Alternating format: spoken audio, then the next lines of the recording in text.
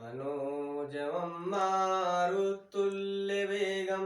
जितेन्द्रियं बुद्धिमतां वरिष्ठं वातात्मजं वानरयूथमुख्यं श्रीरामदूतं शरणं प्रपद्ये। बोलिए बजरंगबली महाराज की जय, गुरुदेव भगवान की जय, आज के देवता की जय, आज के आनंद की जय, आनंद कंद भगवान श्री कृष्ण की जय, राधे रानी की जय, श्रीमद् भागवत महापुराण की जय।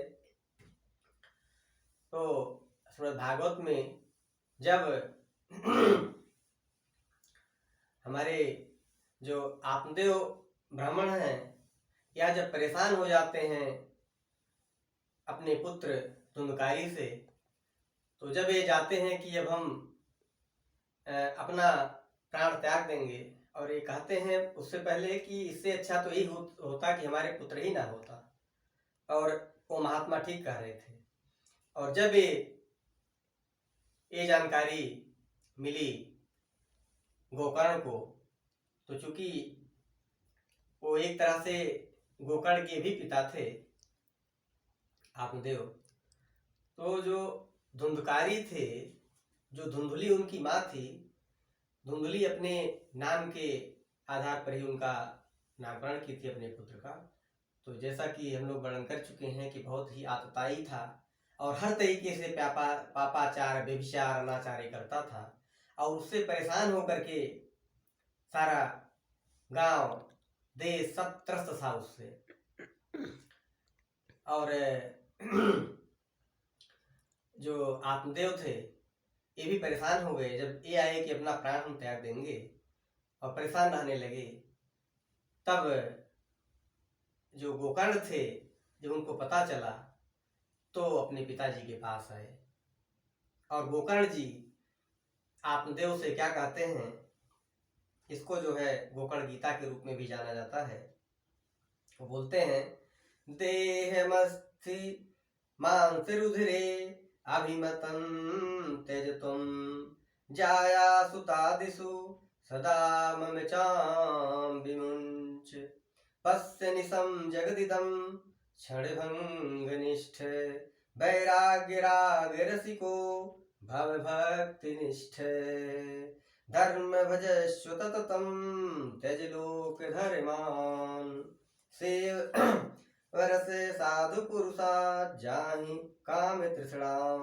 बोलते हैं कि पिताजी, ये जो देह है या अस्थि मांस रुधिर से बना हुआ है, इसलिए इसका मोह नहीं करना चाहिए, क्योंकि इससे व्यक्ति परेशान हो जाता है।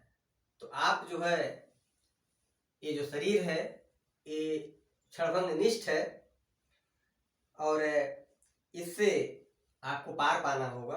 आप इससे आगे आए, बाहर जाएं, और वैराग्य राग रसिको भव भक्ति निष्ठ।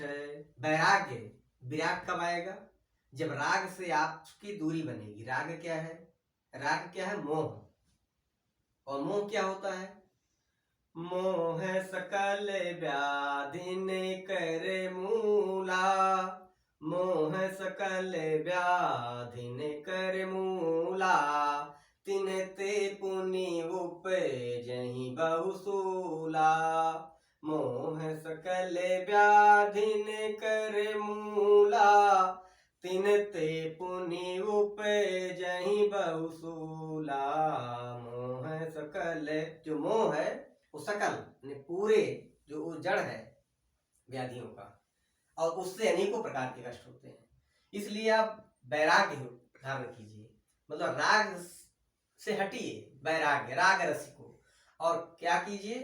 आप कथा का श्रवण कीजिए, कथा सुनिए, संकीर्तन का आनंद लीजिए, क्योंकि यह आपकी आत्मा का विषय है।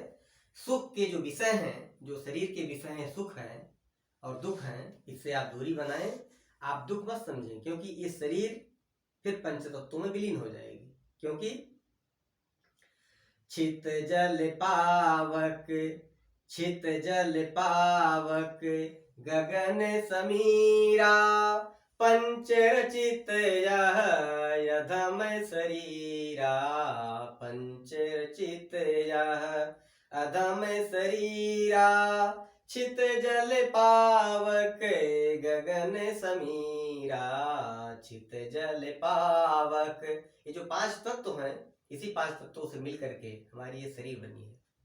और जो हमारा मन है, बुद्धि है, अहंकार है, ये जो 3 तत्व होते हैं, 8 जब मिल जाते हैं तभी ये जो हमारा ये शरीर रूपी पिंड है, यह शरीर रूपी पिंड 5 तत्वों से बना है। और बाकी जो 3 विकार हैं शरीर से आ मिलते हैं और व्यक्ति अपने उन्माद में, अपने सुंदरता में, अपने ज्ञान में, अपने धन में इतना उन्मुक्त हो जाता है कि इनको पता ही नहीं लगता कि हम यहाँ पे आए हैं तो मुझे जाना भी है, क्योंकि ना तो आप कुछ लेके आए थे, ना तो आप कुछ लेके जाना है, या भूल जाता है व्यक्ति।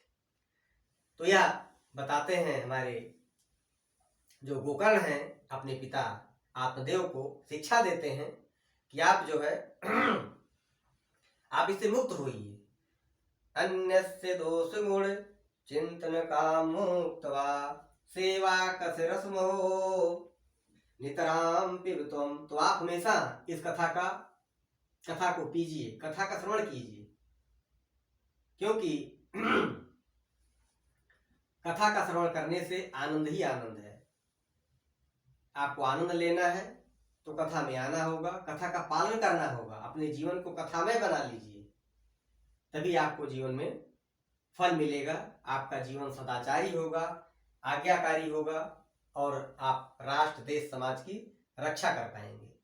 तो हमारे गोकर्ण जी शिक्षा देते हैं अपने पिता आत्मदेव को, और शिक्षा कोई किसी को भी दे सकता है। और श्रीमद् भागवत ऐसी कथा है, ये भगवान की कथा, कि ये जो है प्रसंग आता है कि ब्राह्मणो वैष्णवो व्यासो,